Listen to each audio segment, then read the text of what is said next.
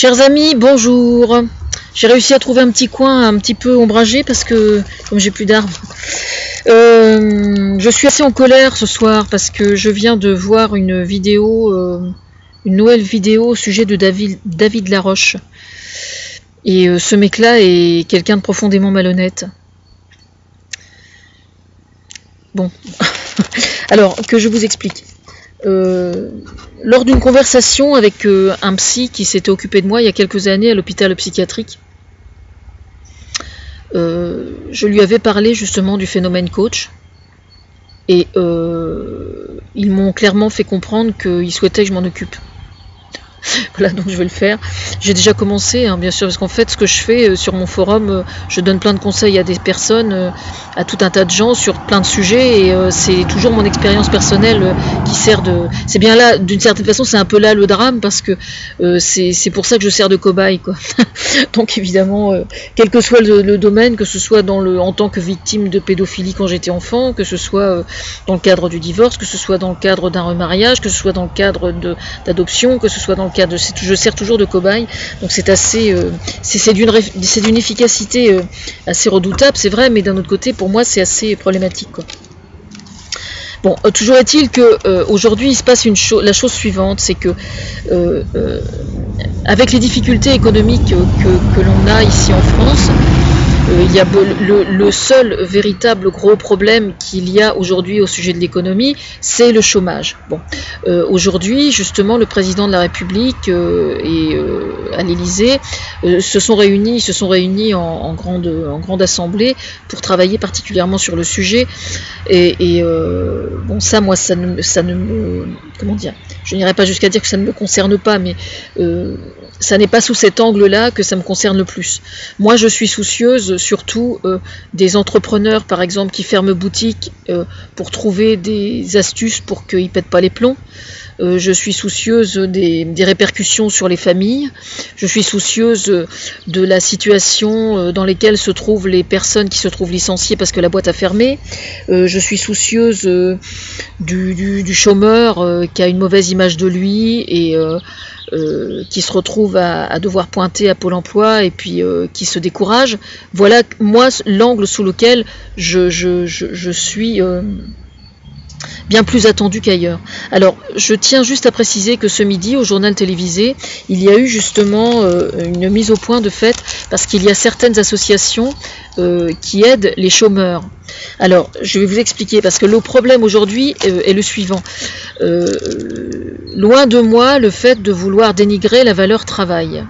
C'est pas du tout ça. Mais dans l'esprit des gens, la notion de travail implique d'avoir un salaire.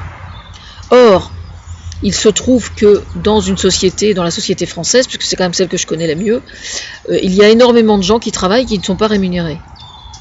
Voilà. Alors, évidemment, il y a moi, déjà pour commencer. Enfin, j'espère que ça va pas... J'ai des ombres un peu bizarres sur mon visage, mais bon, c'est pas grave. Et il y a moi. Donc, je suis pour une reconnaissance du statut de bénévole, mais bon, j'espère que ça va avancer. Ça ne veut pas dire pour autant que le bénévole doit être rémunéré, c'est pas du tout ça, mais on peut très bien trouver une façon de compenser son bénévolat de telle sorte qu'il se trouve valorisé ou au minimum reconnu intellectuellement, à défaut de l'être socialement, qu'il le soit intellectuellement, ce qui est déjà pas mal. Alors, les associations, je vais vous les citer, hein. Donc il faudra aller voir sur internet, je ne suis pas allé voir, donc j'ai peut-être trouvé les liens. Il y a une association qui s'appelle la Cravate Solidaire. Alors ça m'a fait rigoler parce qu'évidemment ça m'a rappelé la chanson de Thomas Fersen, la chanson Les Cravates, qui est inspirée par moi. C'est une chanson qu'il avait commencé il y a très longtemps en fait, qui se trouvait dans son tiroir et il n'arrivait absolument pas à la terminer. Et puis je suis arrivée, et donc en une lettre, moi j'ai donné tout ce qu'il fallait pour qu'il la termine. C'est vrai, hein, ce que je vous dis, c'est exactement ce qui s'est passé. Voilà. Alors pour la petite histoire, la chanson Les Cravates, j'ai écrit moi j'ai écrit des couplets complémentaires où je parle de lui à la troisième personne du singulier, donc. Et je commente, quoi, comme si j'avais un regard extérieur. Et donc c'est très très bien, parce que c'est moi qui l'ai écrit. Voilà, alors ça, c'est la Cravate Solidaire, c'est Nicolas Graziel qui s'en occupe. J'ai noté son nom, il a du bol celui-là. Ensuite, il y a le Secours Populaire aussi qui propose des choses, mais je ne sais pas quoi exactement. Donc il faut demander au secours populaire. Il y a aussi les Autos du Cœur. Alors ça c'est pas mal. Ils proposent... alors les Autos du Cœur, je sais pas comment ça fonctionne. Faut aller voir. Hein. Allez voir sur le site des Restos du Cœur et puis ils vont vous aiguiller. Il y a aussi des garages solidaires. Alors ce sont des garages où on peut réparer sa voiture pour vraiment pas cher. Et on peut aussi en louer une pour 5 € la journée. Donc ça c'est quand même vachement bien. Qu'est-ce que j'ai écrit là? J'arrive pas à me relire. Bon, c'est pas grave. Bon, le problème est le suivant. C'est qu'aujourd'hui, quelqu'un qui cherche du travail, on sait que dans sa carrière, il va probablement changer de travail 3 fois à peu près, 2 ou 3 fois dans sa vie entière. Ce qui n'était pas le cas avant. Hein. Ce qui en résulte, c'est que les gens aujourd'hui qui sont en âge de travailler doivent faire preuve d'une certaine souplesse sur le plan psychologique pour pouvoir s'adapter à la situation.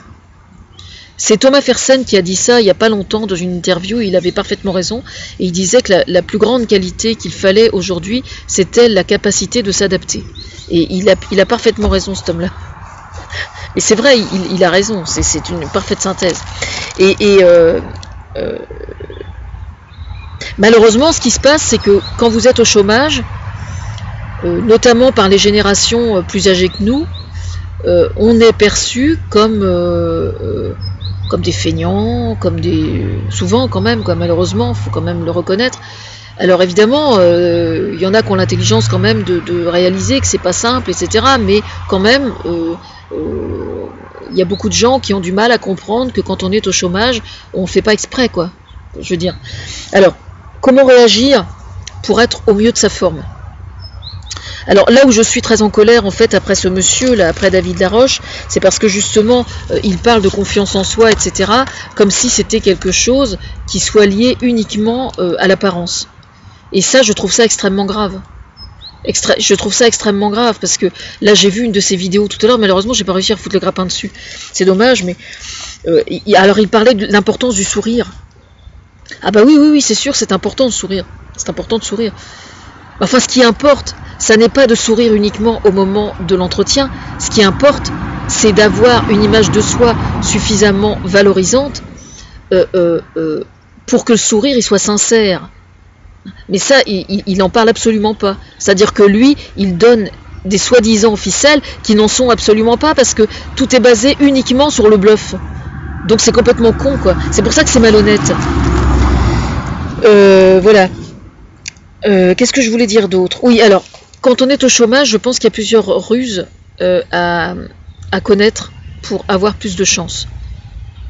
Déjà, vous avez certains réseaux sociaux comme LinkedIn, Viadeo, sur lesquels je vous recommande, moi, de poser votre CV, parce que ce sont des sites internet qui sont fréquentés par des professionnels et par des entreprises. Et donc vous avez la possibilité statistiquement de rencontrer des gens qui sont dans la même dynamique que vous et dans les mêmes centres d'intérêt que vous. Et ce qui est important, c'est que vous avez justement la possibilité de déposer des vidéos, de déposer des manuscrits, vous avez la possibilité de déposer vraiment beaucoup de choses diverses et qui peuvent justement donner une image de vous infiniment plus complète et complexe que simplement votre CV. Voilà. Donc ça, pour moi, c'est vraiment important. Ensuite, une fois que vous êtes sur ces deux réseaux sociaux-là, il faut vous atteler à cultiver ce qui fait votre personnalité au plus profond de vous.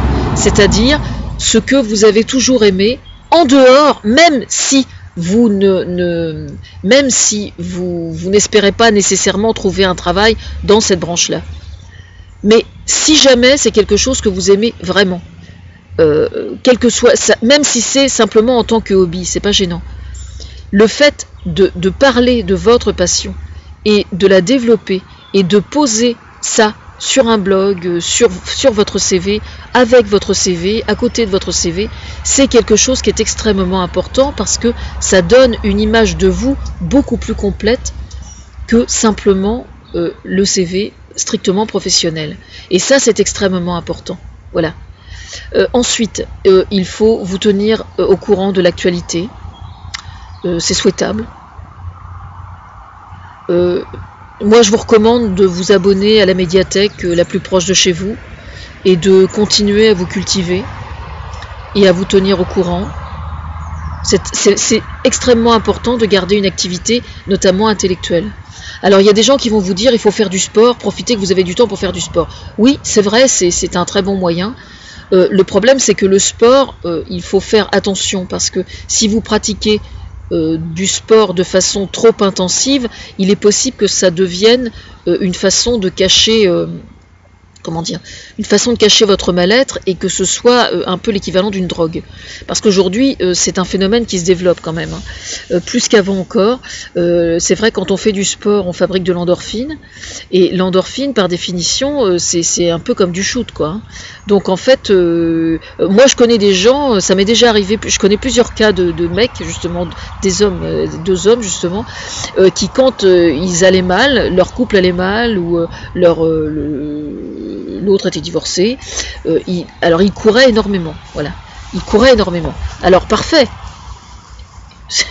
c'est bon, c'est bien, c'est vrai que ça leur faisait du bien sur le coup, c'était bien, et puis par rapport à l'image qu'ils avaient d'eux-mêmes physiquement, c'est vrai que c'est très bon, mais quand on a des problèmes psychologiques, le fait de courir ne va pas résoudre le problème psychologique en question. Si quelqu'un a un couple par exemple qui ne va pas bien, le fait de faire diversion en allant courir systématiquement tous les jours ne va pas résoudre le problème. Quand on est en conflit avec quelqu'un, il est souhaitable de vider l'abcès et de chercher à comprendre pourquoi on est en conflit. Et c'est vraiment important. Alors je redis encore une fois que les psys, ils sont pas là pour rien. Je sais que c'est pas facile, mais quand même, quelquefois, il faut avoir la sagesse de le faire, quoi. Il faut avoir la sagesse de passer à l'acte. Voilà. Qu'est-ce que je voulais dire d'autre? Voilà. Alors pour revenir à David Laroche, ouais, c'est vraiment pitoyable parce que j'ai regardé le début de ses autres vidéos, là, une interview qu'il a donnée, et il expliquait qu'à une époque, il est allé aux États-Unis et alors il considère que sa passion, c'est d'être public speaker. Alors moi déjà, ça, je trouve ça incroyable. Parce que moi aussi, j'aimerais bien faire des conférences. Mais si un jour je fais des conférences, c'est parce que j'aurai quelque chose à transmettre. Quelque chose à transmettre d'autre que le paraître. Alors que lui, il est uniquement dans le paraître. Et c'est ça qui est extrêmement grave. C'est-à-dire qu'en fait, ce qu'il enseigne aux gens, c'est uniquement le fait de cultiver l'apparence. Mais à aucun moment dans ses vidéos, il ne se soucie de donner des perches pour aider les gens véritablement, puisque son discours tente à faire croire aux gens qu'on peut évacuer, mettre sur le côté ce qui ne va pas et donner bonne apparence. C'est un très mauvais conseil de dire ça aux gens. C'est un très mauvais conseil, parce que quand quelque chose ne va pas bien, et quand on va mal, il faut chercher pourquoi, ça je suis parfaitement d'accord, mais on ne peut pas faire diversion longtemps. Je sais de quoi je parle, hein. J'ai fait diversion comme tout le monde fait diversion. Tout le monde essaie de noyer le poisson à un moment ou à un autre. Et puis à un moment, ça vous explose à la gueule sévère, ce qui est tout à fait normal. Si vous avez des souffrances vraiment extrêmement graves, extrêmement sérieuses, il n'y a vraiment qu'en s'attelant au problème que vous arrivez à le résoudre de façon efficace. Et ça n'est certainement pas en faisant diversion. Et quelquefois, la pratique du sport, ça arrive plus souvent qu'on croit, je pense, consiste à faire diversion, justement. Et ça, c'est un vrai problème. Voilà. Alors, en ce qui concerne les coachs, étant donné qu'on m'a demandé, moi, de m'en occuper, le problème, c'est que j'ai plein d'autres livres qui sont en cours d'écriture et que donc je peux pas être partout. Donc, ce que je vais faire, en fait, c'est que je vais consacrer carrément un endroit sur mon site internet, le site de Thomas Fersen et Françoise Niel-Aubin. Saint-Austrebert avait-elle vu le loup, et Normand Sérieux s'abstenir.